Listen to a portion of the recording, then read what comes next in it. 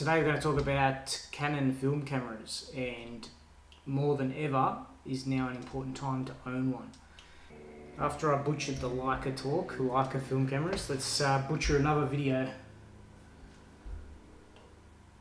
So this is the Canon F-1. It's the first version of their professional series that came out. They were quite popular when released, probably like early 80s. I'm just going to go off dates when they were released. I haven't looked them up. It's been a while since I've picked this camera up. It has a removable top prism. As you can see, here's the viewfinder. Beautifully made.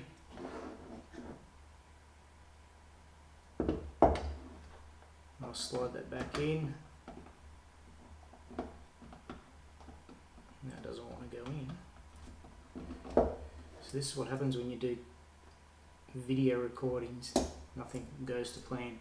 Okay, so shutter speed goes to 2,000th of a second all the way down to bulb. It's interesting that they highlight on the dial the 60th of a second, and then anything below that you should use a tripod. Let's put a lens on it. Today's lens, an all-time favourite, 20 to 35mm f3.5. I rave about this lens because it's actually really good for video. You can use it on any new mirrorless camera and just use an adapter. Let's get this on. Okay. You want to hear the shutter? Hey. Okay. That's the shutter sound.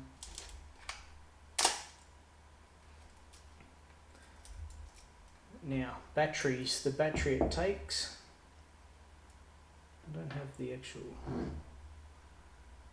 It's a small battery. The reason why I don't have one in there, because I realised that if you leave these batteries in your camera, they tend to corrode. Like there's a little diagram. Negative to the top, positive to the bottom.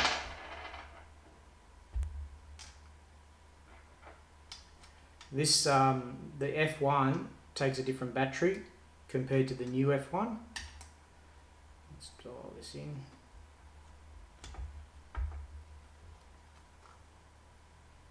Okay, new battery in. I'm going to have a look through the viewfinder and see if the markings are any lighten up. Okay, that's the 60th second. Let's open all the way up.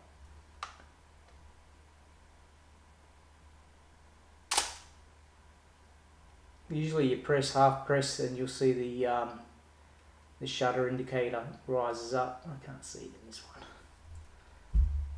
Okay, where are you? There we go, on. There's an on button on the back here. Let's have a look. Here we go, the camera's alive. So the thing with this camera, the timer, you tend to bump it sometimes. And yeah, let's do a shot and let's do this.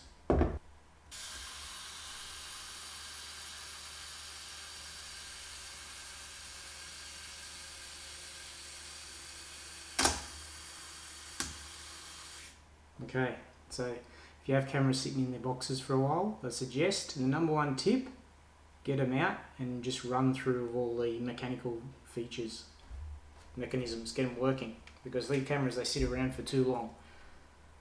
Okay, so now we know that it works. So to learn how to use a film camera, just muck around with it. That's how I learn. I'm terrible at naming individual parts. I get memory blocks and stuff like that. So these cameras, just muck around with them, and then that's how you learn. There are manuals. Being a typical guy, I don't actually read the manuals. So let's have a look. Let's put some film in this bad boy. It's going to be a good demonstration today because I have not used this camera for a long time. Now, why are you not? Here we go. Ooh, it's a bit sticky. Okay. So as you can see, the foam strip along here is stuck to the edge of the camera. So that's going to have to be cleaned up. I'm going to put in a roll of HP5 plus 400. If you like hanging out with me on doing these little camera videos, press like. If you press dislike, you know where to go. So let's drop this in. Now you're testing me. I'll put it upside down and see if it goes this way. Okay, there we go. Then press down on the rewind and we'll just flip that over. So now it's in position. It's not gonna go anywhere. The beauty, they're pretty self-explanatory, these to load film. And then you let's go.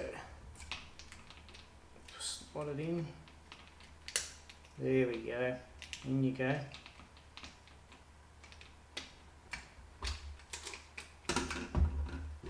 Out of the way. Now I might close it. You can see you want it tight enough just so that the film where the perforated holes along the edge are, that it, the two cogs are sitting in line. We'll close the back. That's all done. Wind it again, and we'll do one more. And while we're doing this, we'll check. You should see that the counter of the first roll, first couple of shots should go to 0. Now we're ready to go to shoot some film. So that's that camera set up. I tend to use this tomorrow, so I'll go down to Wollongong and we'll take this camera and see what results we get from that HP5 film. I've had that film sitting in this canister or in this container for about a month, so the film's getting old and I have to use it. One interesting thing I've noticed with this camera, let's turn it off or lock it into position. This gloss black, it's funny how that the Canon mimic Leica in a way. So the gloss black, and then this Canon the new F1, it's a matte black. So over the years, Canon really have taken a page out of Leica's book, and that's the result of what they've produced. But these are the best, honestly, these are the best SLR cameras that you could ever have.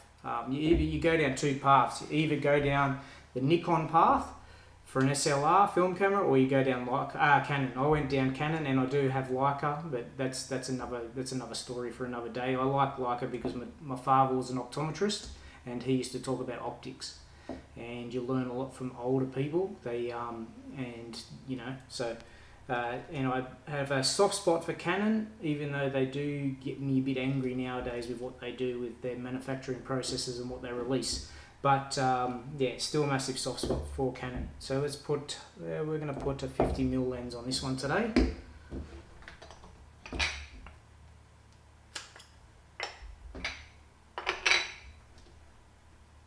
Okay, done. Now that's on A, so it's been on for a while. Let's check. I don't think I've taken the battery out. Okay. In battery pack, when you buy batteries, sometimes it's good to keep in your bag a little battery tester. So let's just test the battery. Let's have a look. Hold that on, and it says it's okay with the little green illumination from Everready. Okay, so this battery here, see, this is the different battery that goes into the newer version. It's called a 2CR. 1/3N. So there you go. Lithium battery. And I'm just going to wipe it because the contacts, I don't like leaving sweat on the contacts. And the diagram says the positive up. And it just clicks into place. And we'll drop this bad boy in. And that's it, that's simple. So again, okay. And I should have checked. Okay, another thing is check what the ISO 400, like I said in the video. Let's have a look what the ISO setting. So yeah, the ISO setting for the F1 original, so to change ISO you just pull, you lift up and you just rotate. So that's on 400. So that was the ISO checked. So that's another thing, double check your ISO. That camera's ready to go. Now back to the new F1. I need to move these out of the way. So let's have a look at this one. ISO set to 400 on the left hand side of this camera. Okay, or your right, depends how you look at this video. So we've got the new battery in. I'm going to fire it up. Let's have a look and see if she kicks in. Okay. That's the shutter.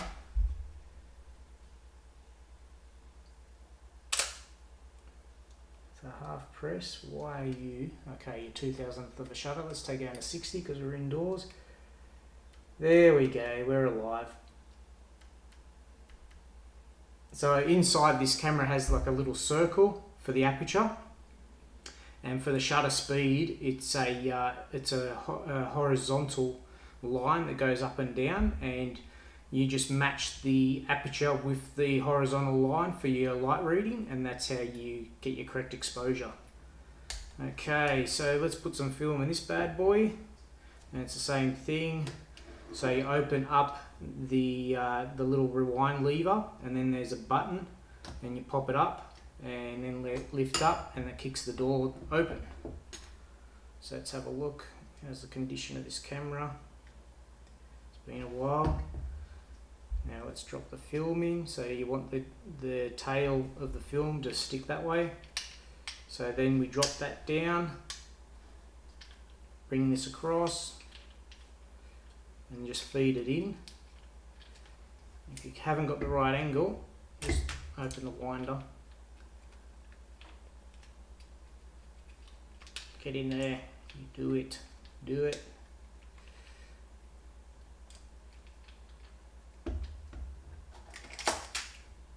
Okay. I'm going to do it again, wind it again. Now the teeth haven't lined up for me. There we go. Once it's all nice and neat, so that's in. Let's close the back and let's see how we go. On this F1, it starts with an S. So we're ready to go. I'll do one more shot. I'll look through the prism.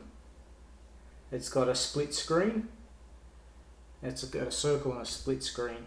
And until you do get it in focus, then it's all in alignment. So that's that camera set up. I've got two other lenses here with me. That's the infamous 24mm f1.4. This is a beautiful lens. Let's get some stuff out of the way. This is probably the most beautiful lens in the Canon FD new lineup, and they've substantially gone up in value since I've owned this, and I'd probably never get rid of it. The poor man's Leica lenses, these are. They can be, you know, compared to what you pay for a Leica lens. 85mm 1.2 all the way down to f1.2. These are beautiful lenses. They've got, you know, the hard stops, infinity, and what's the shortest focal distance? So that's infinity all the way down to, yeah, almost a meter. It's 900mm to where your closest subject will be for that lens. And this one's pretty short, 300mm, about that. And the 50 gets down to half a meter, and then to infinity, and that's f1.2. So that's the Trinity there. I call these three lenses, I'll put them in order, they're the Trinity set for Canon FD, and they're highly desirable collectible lenses. You see a lot of people modify these lenses too now for video, and the other, yeah, it's a secret lens of mine. This lens here perfect for video. It's kind of really, I kind of consider it a parfocal lens for video, and it's open at 20 mil and then goes all the way to 35 millimeters. It's a neat internal zoom lens, and the shortest focal length, yeah, 0.5 meter, and a real gem. Only goes down to f3.5, yes, but you know, with the cameras today with the higher ISO and digital, that it's fantastic. And these are relatively affordable too. And as you know, with video, you don't need autofocus. These are manually set. You just set the distance and you're done.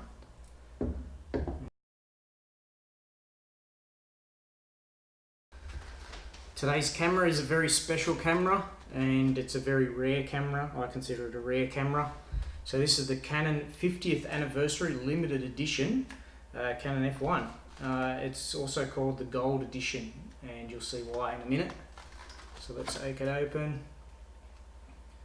So over the years, I've always sourced my cameras from Japan, and there's a reason. Japanese people, they present things very well. They look after their things, especially their cameras and their lenses. And you know, if you want to invest in camera gear, yeah, I suggest you source from Japan. So here you go, Canon. Here's the first brochure, and you can see that it's very nicely made, well presented. So here we got another little booklet, Lens Wonderland, and probably sample photographs, some lenses that come from the new F1 series. So I'll tell you a story. In 2005 I started buying Canon FD lenses. They were an unloved lens, believe it or not, back then. People, you know, EOS, EF, I know they came out in the 90s or whatever, but in the early 2000s, the love had really been lost on this Canon gear.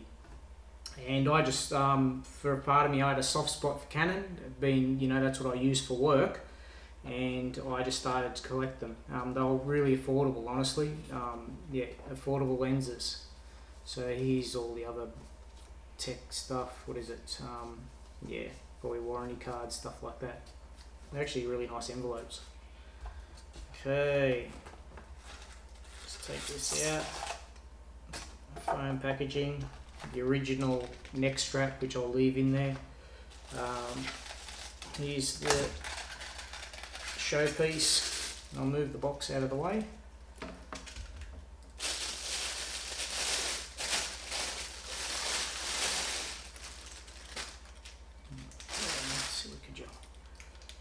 So here you go. Still even got the plastic bottom on it. Okay. So this is a real piece of gold that Canon have put on the camera. So it's the size of my fingernail, and it says Canon 50th anniversary. How many grams do you think that'd be? 5 grams maybe. It's a small piece of gold on there. Absolutely stunning camera. Even the lettering's done with a gold paint and highlighted in F1 in gold. I'm going to check that I don't have a battery in it, because this camera has been sitting for a while. There's no battery. Okay, that's good. And it has the same features as the standard F1, different prism on the top, if you notice. So the 50th anniversary, they did bring out ones with the higher prism, and as be it, that's the one I preferred. I just thought that it was more stealthy, and that's what was on offer. This camera, you rarely see it on eBay, to be honest. The times are changing where, you know, it's going to be so difficult to get a really nice film camera. People just don't, you know, they're just going to get rarer and rarer. Put a lens on it to complement the camera.